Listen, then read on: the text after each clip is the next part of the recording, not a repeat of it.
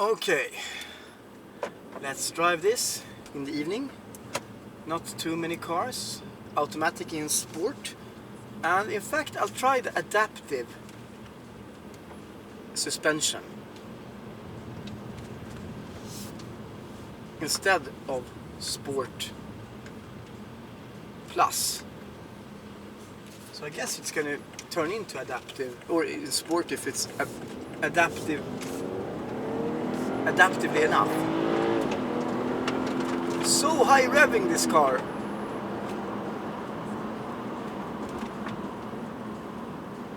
I mean, sometimes you want to have it in automatic just in order to hear it really rev out, because you don't rev this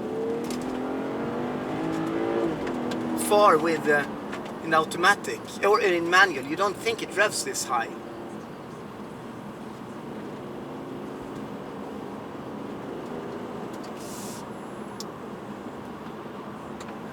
That was a big surprise. I think it means a lot for sportness with a rev happy engine that begs you to rev it.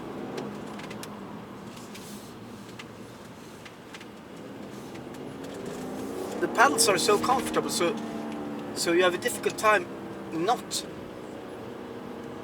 start fiddling with them, but I will try to fight myself and keep it in automatic just in order to match those really high rev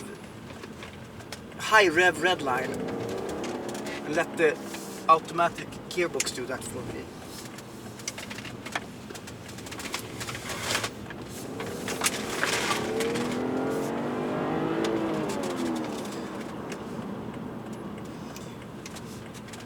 I mean, I think it feels like a small car.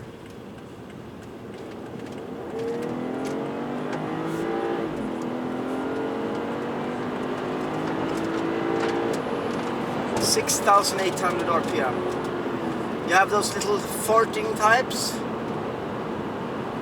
but it's very subtle, not this really high farting tones that you heard from other automatic gearbox cars. It's -4 degrees outside, so it's the conditions are not excellent. And when you have the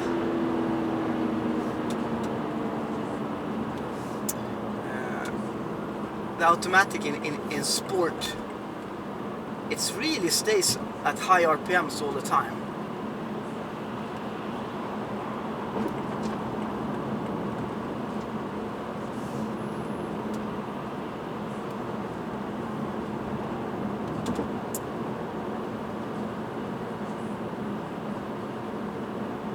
And if you retain the classic BMW traditional styling with a speedometer with small white numbers,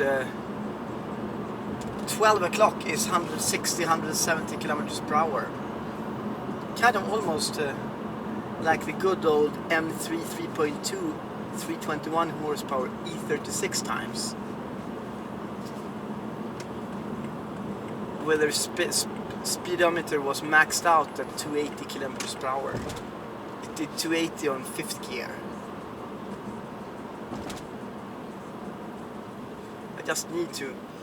I'll not try to do a launch control here, but well, I mean, we could try, but I didn't put the correct setting in. Try it once more.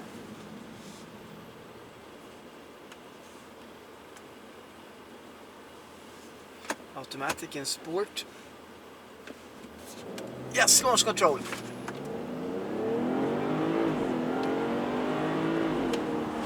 Wow, the shifts were fast. Yeah, you really heard it slammed in the shifts there. And apparently you should have like a 5-minute waiting time between the launch controls. Let's see if it's a wait time again.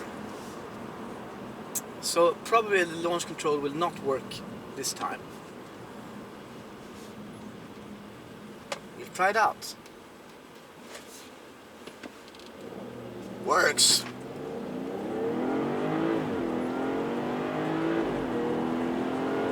I mean, this is a fun car! And we're not even talking the M550i. We're talking about a 340M Sport. M package. Come on. I'm surprised how fun this car is. Could the launch work again? Yes, no problem. And the launch, the flag comes up in the heads-up display.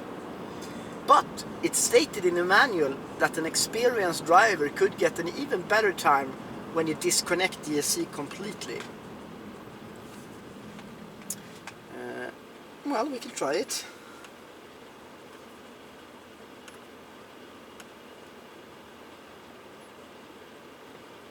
DC off.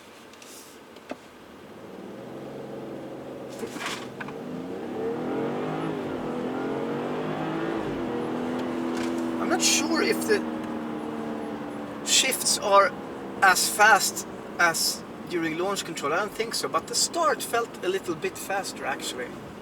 And I mean, it's minus 7 degrees outside, and the car just grips. That's incredible. Flying out with full grip.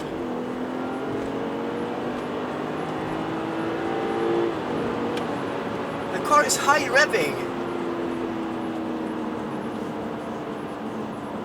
Oh yeah, tunnel is closed. That's right. Or? Yeah. You take an alternative road.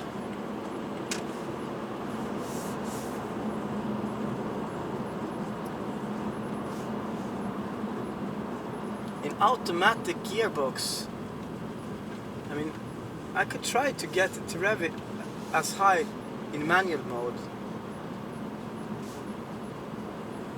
but for now it's just too much fun.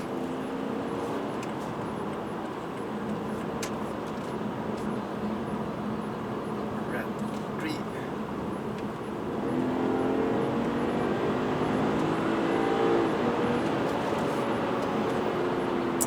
The car is fast. I mean, honestly, I don't care about this autopiloted driving. I mean, if you want to take a cup of coffee, look something on the phone on the highway, minding your own business in your own lane, why not? But I mean, you have a car because it's fun to drive. This is a fun car to drive. And it's a grip. It would be interesting to try a 530i and see how a 540i with only rear wheel drive and see how the grip is. I mean, then we're talking about old school BMW with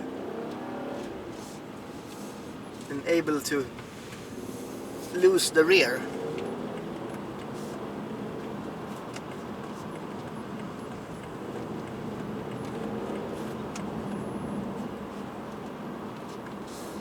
Can't believe I did 3 launch controls in a row without any problem. But now I understand this launch control is the same as the Alpina B5 Biturbo S Edition 50 had. Honestly, for the Edition 50 it worked great. Because on the M5 it just spins its wheels. See if we could do a little launch here.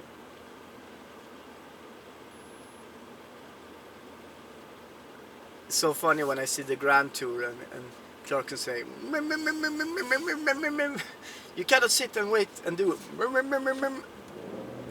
But this was no problem.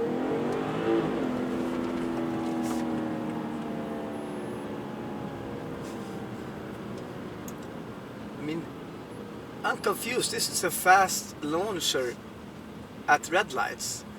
I mean, not too many cars took my 911 Turbo PDK at red lights. I mean, of course this doesn't do it, but this feels great.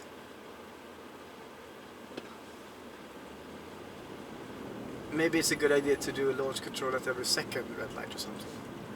Not every red light is a good idea.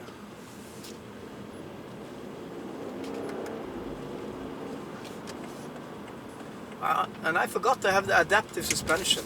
I mean, it seems to work great.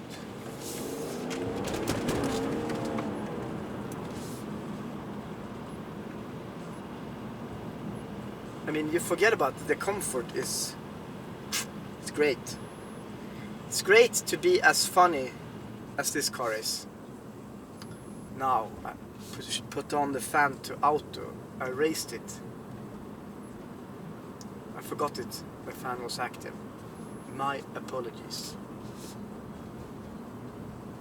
Okay, it's not an air suspension, but on the other hand, it's much more communicative than an air suspension.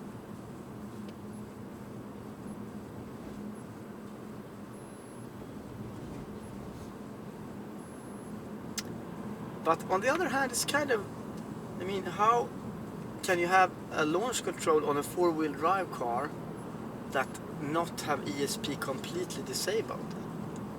I can understand it on a two-wheel drive car, because everything would go up in smoke otherwise. But on this one, I'm not so sure. So let's put on everything in economic, Eco Pro. Put in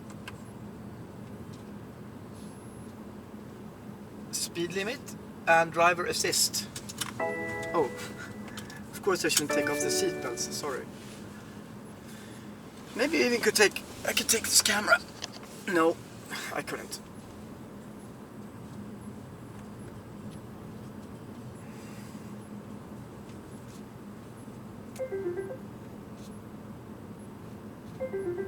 Oh, incoming call.